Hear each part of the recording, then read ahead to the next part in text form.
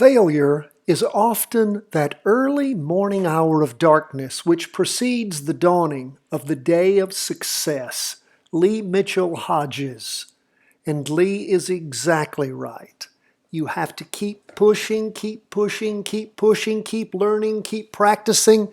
Remember, all we are trying to do here is to follow price movement in a direction that we accurately predict. That is what we are training to do. That is what the practice trading, the paper trading is all about. And 10 to 15 minutes a day is all it takes. Again, practice to show yourself approved. Use those free daily market worksheets, weekly market worksheets, and trade worksheets. They're all available. Plus all the training at chartingwealth.com and at our YouTube channel. We so appreciate you being with us. We love to hear from you. CW at chartingwealth.com. Sent out a bunch of books today. If you haven't purchased one, we're getting low on our 12th printing of the book. We have an autographed copy waiting for you. Follow the link in the show notes. And of course, we appreciate all of our Patreon supporters, their help every single day. Thank you so much. Don't forget, we will, at the beginning of November, have another one of our intensive training Q&A sessions for all the Patreon members at any of the levels. We appreciate your support. Depending on your level, you can get a free book, Charting Your Way to Wealth. Now, let's jump into these charts. What do we see going on in stocks? They are up for the day. S&P 500 up 0.69%.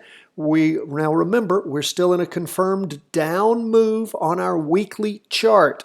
We got up near the near crossing over about a 2-week, almost 3-week period, and then started pulling away. We're getting further away from the red signal line derivative oscillator, gaining a little bit of momentum.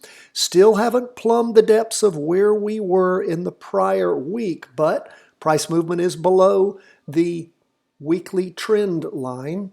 We go to the 2-day trend line. What do we see there? Well, we have a green. Now remember, we had the first part of the week, Monday and Tuesday, was represented by a green spinning top, and then almost a doji representing Wednesday and Thursday. We saw that the price percent oscillator was really hammering down at the beginning of the week and then sort of flattened out and still negative, just like the weekly chart is. Price movements well below the 2-day trend line. We could probably draw a more accurate 2-day trend line as we come in a little bit closer. When we do that, we can see that we actually pulled through that 2-day trend line and have violated it, still well below the weekly. And again, people ask, how do you best draw trend lines? Well, what we like to do is to be able to connect 3 candles at a minimum, and the more we can do that, and it's hard to do it at this point. Remember, it's bottom up, top down. So when you're drawing down, as we are now, go from the top of the candles. When you're drawing up, you go from the bottom. Good training on trend lines. You can find it there at chartingwealth.com or at our YouTube channel. Please make sure to subscribe at both places. Subscribe to the YouTube channel, and of course, if you subscribe at chartingwealth.com for free, you get our daily reviews plus our once-a-week weekly review and forecast. Plus, you'll also get the trainings as we put them out, and you have a special training in your show notes every single day at chartingwealth.com. Now, so we see a green spinning top, means indecision, tending up, still negative. Now we go back and we take a look at the 4-hour chart, and of course that chart continues to move up. We had that crossover going down, but was quickly pulled back through. That's why we said we want you to make sure that you have installed, anytime you enter a practice trade, your pulling out point where things turn around, if they do, and go against you, that you already have your pullout points, so that your loss limit, so that you pull out of that, don't absorb anything more than you need to when the market goes against you, which it does. That's why we encourage you every day to practice, to get used to things going the right way and the wrong way. So we do see that the price percent oscillators crossed back over. Of course, that occurred in the afternoon on Wednesday, and then up Wednesday morning and Wednesday afternoon, still below the weekly trend line, but that price percent oscillator gaining momentum, derivative oscillator heading up also. Let's leave the S&P 500, go to the Qs. What do we see going on the Qs? Of course, it is in a confirmed down move also. The price percent oscillator heading down. Derivative oscillator is just about flat. We have a green spinning top forming for the week. So again, not really hitting anywhere near where that down wick plumbed over the course of the past week. We go to the 2-day chart. And what we see there is actually the price percent oscillator still negative, but heading up. Derivative oscillator losing downward momentum. And of course, we have a green open box candle. It does have a wick on the bottom, but a much taller wick on top, and is pushed through the 2-day trend line. And we even see where the wick on top is pushed through the weekly trend line. Candle body still below. We go to the go from the 2-day to the 4-hour. We can see the 4-hour sitting right there on the weekly trend line up in the morning and the afternoon. So again, it's going to have to wait and see how these charts are going to sort themselves out. If we're going to have a crossover, we've been waiting to see if the Qs would cross over going down. That has not happened yet, so we'll continue to watch, see what there is to see there as the trends shake themselves out. Now let's go to 20-year bonds. We see them down 1.49% for the day, and we see that the price percent oscillator, which has sort of been laminated there on that red signal line, is starting to pull away. Derivative oscillator has been going on 4 weeks now, gaining downward momentum. We have a red open box spinning top, which again, cautionary as far as continued up movement goes. We go from the weekly to the 2-day. We see that it's, again, with that down movement over the course of the day, pretty strong down movement.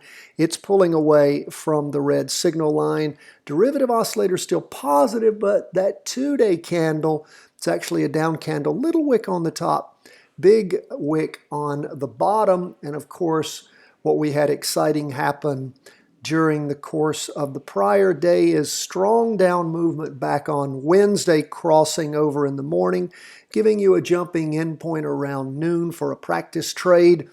And of course, somewhere around that 144, let's see, yeah, around the 144.50, 144.36 something mark, jumping in point. And of course, all the way down during the course of the day to 141.73. We talked about this over the last few days. We've been waiting for 20-year bonds to rotate over. Wanted you to do a practice trade on TBF. That is actually the inverse. It's a single inverse of 20-year government bonds. And of course, what happens when the underlying ETF goes down? Well, the inverse, of course, goes up, which is what it's been doing. Now, you can see the price is totally different because it's a different ETF, but it's set up to track percent for percent with the moves in opposition to what's going on under the underlying ETF. And of course, that's 20-year bonds that have been going down. So good practice trade. Continue to watch it, pay attention, see where it ends up going. We had been sort of watching. It was one of the things that I again, continue to encourage you to be ready to practice trade over the last many days. Kept hoping that we were going to see something happen there, and it finally did. Lastly, as always, we go to gold. What do we see with gold? We see gold, a green, almost doji for the week. Again, gold sort of in that sideways slide going on 1, 2, 3, 4, going on 5 weeks. We do see that the price percent oscillator is continuing to pull away from the red signal line, and derivative oscillator on the weekly charts gaining downward momentum. We can't really even draw a trend line on the weekly chart with such sideways sliding action. 2-day chart, we had one, but it really doesn't mean all that much to us. Again, with all this sideways slide, we've got the last 4 days, we had a red spinning top. Now we have a green spinning top. Again, Lots of indecision in gold. What we can tell is the price percent oscillator still heading down. Derivative oscillator is flat. And when we go to that 4-hour chart, look what it did in the afternoon. It ended up crossing over, going down. Now again, haven't felt as strongly about these other charts except for TLT, but gold is crossing over. We see the derivative oscillator and the price percent oscillator crossing over after a pullback, heading down in the same direction as the 2-day and the weekly. How many of you were looking for that and looked for a jumping in point at 3:55 this afternoon as that occurred? Not a super strong crossover. If you did jump into that play as a practice trade, pay close attention in the morning, see what happens. And if gold bounces back off, pulls back through and heads up strongly, then of course your loss parameters are in effect. Use those for your practice trade. Use and learn from it. But again, trying to find practice trades where they are.